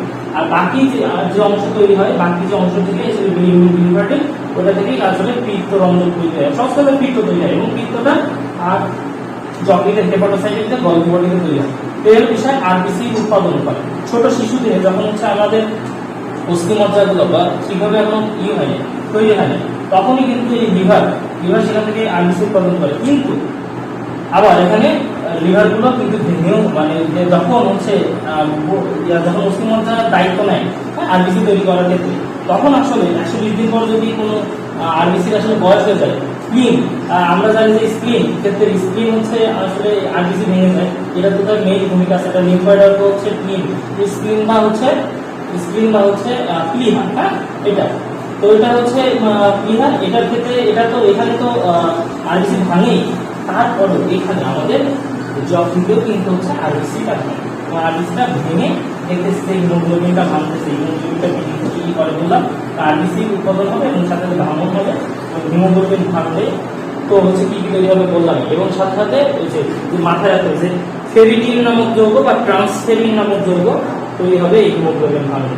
এবং এই হিমোগ্লোবিন আরবিসি যখন হচ্ছে 120 দিন হয়ে যায়, তখন এই যে তাফার সেলটাই কিন্তু এই আরবিসিটাকে ভেঙে যাবে, এর বিষয়। এবং সাথে সাথে হরমোন ভাঙন, বিভিন্ন প্রকার হরমোনগুলো আমরা জানি যে হরমোনগুলো সাধারণত অল্প মাত্রায় ক্ষরিত হয়, এবং অতিরিক্ত যে হরমোনগুলো সেগুলো কিন্তু আর পুনরায় যেখান থেকে হরমোন এসে সেখানে চলে যায়, ওগুলো কিন্তু ধ্বংসপ্রাপ্ত হয় রক্তের ভিতরে, যে যখন লিভারে আসে তখন ধ্বংসপ্রাপ্ত হবে। এবং সাধারণত মনে রাখবো টেস্টোস্টেরন এবং অ্যালডোস্টেরন এটা দ্রুত ধ্বংস হয়, অন্যান্য যখন সকল হরমোন আছে তার থেকে এই যে দ্রুত ধ্বংস হচ্ছে টেস্টোস্টেরন এবং অ্যালডোস্টেরন। এরপরে আছে হচ্ছে তাপ উৎপাদন, অনেক বেশি তাপ উৎপাদন, এতগুলো বিক্রিয়া হচ্ছে, নিজে চিন্তা করো যে 5-7 বেশি বিক্রিয়া হয়, সো তাপ উৎপাদিত হবে এবং বিষ অপসারণ চেষ্টা করবে, যে বলেছিলাম কেউ যদি বিষ খায় তাহলে আগে চেষ্টা করবে হচ্ছে এইখানে আমাদের লিভারের ভিতরে, হ্যাঁ লিভারের ভিতরে যে এনজাইম বা উপাদানগুলো যেগুলো আছে সেগুলোকে আগে এদিকে প্রশমিত করার চেষ্টা করবে। এবং তারপরে আরেকটা জিনিস মাথায় রাখতে, রক্তকে ব্যাকটেরিয়া মুক্ত রাখা, ওই যে বলেছিলাম কাফার সেলের কথা, ঠিক আছে, এটা সেই একই কাজ, ম্যাক্রোফেজ, যকৃতের ম্যাক্রোফেজকে কাফার সেল বলে, সেই কাফার সেলের কাজ। এবং মনে রাখবো যে দৈনিক 720 লিটার রক্ত পরিশোধন করে, দৈনিক যকৃৎ হচ্ছে দৈনিক 720 লিটার রক্ত পরিশোধন করে। লাস্টে আরেকটা জিনিস আছে তোমাদের বলতে, সেটা হচ্ছে কি যকৃতের সঞ্চয় ভূমিকা প্রথম ছিল। তো রক্ত এখানে অবশ্যই লিভারটা তুমি যদি দেখো, তোমাকে প্রথমেই দেখানো হয়েছে লিভারটা দেখে কি একটা গাঢ় কালার আছে, গাঢ় লাল কালার বা বাদামি কালার মতো যাই বলি, তার কারণ কি, কারণ ওখানে কিন্তু রক্তের একটা ভান্ডার, এটা রক্তের রিজার্ভ, মানে 1515 সেন্টিমিটার মতো রক্ত আছে, ঠিক আছে। আচ্ছা, একটা জিনিস ছোট তথ্য দেবো, কিডনি কিন্তু আকারে ছোট, কিন্তু সেখানে কিন্তু 1200 ঘন সেন্টিমিটার, হ্যাঁ 1200 ঘন সেন্টিমিটার রক্তের ইয়ে আছে সেখানে, রক্তের 1200 আকারে আকারে ছোট, তারপর আকারে ছোট, আকারে ছোট, তারপরে কিন্তু প্রতি মানে 1200 ঘন সেন্টিমিটার রক্ত সেখানে সরবরাহ করা হয়ে থাকে। ঠিক আছে, হার্ট থেকে যে অ্যাওর্টার মাধ্যমে যে রক্তগুলো আসে সেগুলোর মধ্যে করে ডিভিশন করে। তো এই হলো বিষয়। এবং গ্লাইকোজেন সঞ্চয় করে এটা আমরা বলছি, সাথে সাথে ভিটামিন সঞ্চয় করে। ভিটামিনের ক্ষেত্রে আমরা জানি যে ভিটামিন, হ্যাঁ মনে রাখবো, ভিটামিন আসলে দুই প্রকার, মেইনলি এখনো অনেকগুলো প্রকার ভেদ আছে, সেগুলো আমরা পরবর্তী করবো। হ্যাঁ ভিটামিন বি কমপ্লেক্স এবং নন বি কমপ্লেক্স এরকম ভাবে ভাগ করা যায়, তো ওভাবে তোমাদের জানার দরকার নেই, পরবর্তীতে কোনো দিন সেটা বলবো। আপাতত তোমরা এটা মনে রাখো যে হচ্ছে ভিটামিন বি আর সি পানিতে দ্রবণীয়। ঠিক আছে, তাহলে এটা হচ্ছে ওয়াটার সলিউবল, ওয়াটার সলিউবল, পানিতে দ্রবণীয়। আর এ ডি ই কে এই ভিটামিনটা হচ্ছে মানে ওয়াটার ইনসলুবল, পানিতে দ্রবীভূত না। ঠিক আছে, এটা স্নেহ দ্রবণে দ্রবণীয়। হ্যাঁ স্নেহ দ্রবণে দ্রবণীয়, এটা হলো কথা। আর চর্বি এবং অ্যামাইনো অ্যাসিড সঞ্চয় করে এখানে, ওই যে বললাম গ্লাইকোজেনেসিস প্রক্রিয়া ঘটাবে এবং সাধারণত মিনারেল সঞ্চয় করবে। মিনারেল ক্ষেত্রে বলেছি মনে রাখবো যে মানে লোহা এবং পটাশিয়াম এই দুইটা জিনিস সে সঞ্চয় করে লোহা। তো এই পর্যায়ে তোমরা দেখছো যে হচ্ছে আমরা কিছুক্ষণ আগেই দেখালাম যে কতগুলো বিক্রিয়ার কথা বললাম বা কতগুলো কাজের কথা বললাম। এই কারণেই কিন্তু যকৃৎকে বলা হয় জীবন সমুদ্রের কর্মমুখ পোতাশ্রয়। এটা মনে রাখবা, জীবন সমুদ্রের কর্মমুখ পোতাশ্রয় এটাকে বলা হয়, ওই যকৃৎকে বলা হয়। এখন আমরা এই পর্যায়ে যকৃতের কিছু রোগ দেখবো। হ্যাঁ যকৃতের কিছু রোগ দেখবো, কি কি সেটা? হেপাটাইটিস, প্রথম আছে হেপাটাইটিস। হ্যাঁ হেপাটাইটিস হচ্ছে যকৃতের প্রদাহ। এই যকৃতের প্রদাহটা তোমরা হচ্ছে ইসে করছো, হ্যাঁ এক ধরনের ভাইরাস। হ্যাঁ hepatitis A B C virus, B E virus, এই ভাইরাসের কারণে লিভার সিরোসিস নামক রোগ হয়। এটা হচ্ছে তোমরা বোটানিতে পড়ছো। ঠিক আছে, সেই রোগটার কথা এখানে অবশ্যই মানা রাখো, অর্থাৎ যকৃতের প্রদাহ, যকৃতের প্রদাহ। ঠিক আছে, এবং এই যকৃতের প্রদাহ হেপাটাইটিসের ক্ষেত্রে সাধারণত এইচবিএস, হ্যাঁ এইচবিএস অ্যান্টিজেন টেস্ট করতে হয়, অ্যান্টিজেন টেস্ট করতে হয়, এটা মাথায় রাখবো আমরা হেপাটাইটিসের ক্ষেত্রে। নেক্সট হচ্ছে হেপাটিক এনসেফালোপ্যাথি। হ্যাঁ হেপাটিক এনসেফালোপ্যাথির ক্ষেত্রে মনে রাখবা ওই যে বললাম যকৃতের কাজ কি। আমরা কেউ যদি মনে করি বিষাক্ত খাবার খাইছে বা কারো ফুড পয়জনিং হয়েছে বা কেউ বিষ খাইছে, তাহলে সেক্ষেত্রে যকৃৎ যদি চেষ্টা করবে বিষাক্ত পদার্থগুলো অপসারণ করার, কিন্তু যদি যকৃৎ বিষাক্ত পদার্থ অপসারণে অক্ষম হয়ে যায় বা সক্ষম না হয়, তাহলে সেই ক্ষেত্রে আসলে পরবর্তীতে রোগীটা কোমায় চলে যাবে, এরপরে আপনার মনে করবে কোমায় চলে যাবে, তারপর হচ্ছে মারা যাবে। এই হলো কাজ, তো মারা যাবে। এটাকে আমরা বলবো হচ্ছে যকৃতের এনসেফালোপ্যাথি, হেপাটিক এনসেফালোপ্যাথি। এরপরে যে দিকটা আছে সেটা হচ্ছে বারকোয়ারি সিনড্রোম। বারকোয়ারি সিনড্রোম কি? আমরা জানি যে হেপাটিক পোর্টাল শিরার মাধ্যমে কিন্তু যকৃৎ আসলে স্প্লিন থেকে, তারপর হচ্ছে আমাদের হচ্ছে প্যানক্রিয়াস থেকে এবং হচ্ছে মেসেঞ্জারি থেকে আসলে রক্ত নিয়ে যাচ্ছে। তো রক্ত নিয়ে যাচ্ছে এবং ওই হেপাটিক পোর্টাল শিরা যদি ব্লক হয় তাহলে তো ঠিকভাবে রক্ত পৌঁছাবে না। ঠিক আছে, ঠিকভাবে যকৃতের ভিতরে রক্ত পৌঁছাবে না, এটাকে আমরা বলবো হচ্ছে বারকোয়ারি সিনড্রোম। এবং তারপরে আছে প্রাইমারি biliary সিরোসিস, এটা হচ্ছে যকৃতের একটা অটোইমিউন রোগ। হ্যাঁ এটা ইমিউনিটির সাথে জড়িত একটা রোগ। এবং তারপরে আছে হচ্ছে হেপাটোমেগালি, যকৃৎটা বড় হয়ে যাও, যকৃতের সাথে সাইজে বড় হয়ে যায়, তাহলে সেটাকে বলবো হেপাটোমেগালি। এবং সাথে সাথে একটা জিনিস মনে রাখবো, যকৃতের লক্ষণ, যকৃতের কোনো রোগ হলে সেখানে কি কি লক্ষণ হবে তার বেশিরভাগই এই কথাটা মনে রাখবে, এগুলো একটু বেশি কথা। হলুদাভ মল, গাঢ় বর্ণের কিছু মুখ এবং জন্ডিস। এখন কথা বলি যকৃতের মেইন কাজটা, মানে যদি মেইন কাজ না, অনেকগুলো কাজের ভিতরে একটা ইম্পর্টেন্ট একটা কাজের কথা হচ্ছে আরবিসি ভাঙানো, তাই না? আরবিসি ভাঙলে কিন্তু হচ্ছে যে হিমোগ্লোবিন তৈরি হয়। ওই হিমোগ্লোবিন থেকে কিন্তু আসলে বলেছিলাম আয়রন অংশটা সরিয়ে নিলেই পাবো হচ্ছে বিলিরুবিন, বিলিভার্ডিন, এগুলো পাবো। বিলিরুবিন, বিলিভার্ডিন এগুলো পাবো সহজ কথায়। এখন বিলিরুবিন, বিলিভার্ডিন গুলা যদি যকৃৎ না বানাইতে পারে, অর্থাৎ হিমোগ্লোবিনটাকে যদি না ভাঙতে পারে, তাহলে বিলিরুবিন, বিলিভার্ডিন আর আমরা বলেছিলাম পরবর্তীতে এগুলো হচ্ছে পিত্তরসে চলে যাবে। এবং পিত্তরসে চলে যে এই কারণেই কিন্তু আমাদের হচ্ছে পরবর্তীতে জানবা যে হচ্ছে আমাদের যে মলের কালার, ঠিক আছে, মলের কালারটা নিয়ন্ত্রণ করে কিন্তু আসলে, হ্যাঁ মলের কালারটা নিয়ন্ত্রণ করে হচ্ছে বিলিরুবিন। হ্যাঁ হলুদাভ না, মানে হলুদাভ যদি মলটা না পায়, ঠিক আছে, মানে সাধারণত যকৃৎ, এবার দেখা গেল তার কেউ যদি আসলে ওইভাবে যদি আসলে এইভাবে যদি হলো মানে যকৃৎ যদি হচ্ছে বিলিরুবিন, বিলিভার্ডিন এগুলো যদি না তৈরি করতে পারে, সেই ক্ষেত্রে তার কিন্তু গাঢ় বর্ণের তৈরি হবে। অর্থাৎ ঠিকভাবে কিন্তু আসলে তার ইসে যাবে না, মানে হচ্ছে মলে ওখানে ঠিকভাবে বিলিরুবিন, বিলিভার্ডিন বিলিরুবিনের কারণে সেটা হচ্ছে সব মানে হলুদ হয়। হ্যাঁ দেহ দেখা যাবে তাই, সেটাকে আমরা বলি হচ্ছে জন্ডিস। ঠিক আছে, জন্ডিস, এটা হচ্ছে দেহের ভিতরে বিলিরুবিনটা বৃদ্ধি পায়। সেই সময় দেখা যাবে চোখ হলুদ হয়ে গেছে, জিভ হলুদ হয়ে গেছে, আমাকে হ্যাঁ জিভ হলুদ হয়ে গেছে, এই যে জিনিসগুলো হাত কালো সব হলুদ হয়ে গেছে, এইগুলোকে আমরা বলি হচ্ছে জন্ডিস। এবং সাথে সাথে হাঁটু পা উদর এগুলো খুলে যাবে, অতিরিক্ত ক্লান্ত বোধ হবে এবং ক্ষুধামন্দা এবং বদ হবে। সহজ কথা আমি যেটা করতেছি, নিচের মধ্যে যক্ষের লক্ষণ না, এই ক্ষেত্রে এটা ততটা গুরুত্বপূর্ণ না, এইগুলো গুরুত্বপূর্ণ। এবং তোমাদেরকে টোটাল মানে যে কটা মাশাআল্লাহ বই আছে, সহজ কথায় আর এক্সট্রা কিছু পড়া লাগবে না যকৃৎ সম্বন্ধে, টোটাল যকৃৎ থেকে আর এক্সট্রা কিছু পড়া লাগবে না। তবে যে যে জিনিসগুলো পড়েছে এগুলো এখানে বেসিক থেকে ভালোভাবে যদি তুমি ক্লাসটা করো, আশা করি যকৃতের কোনো প্রবলেম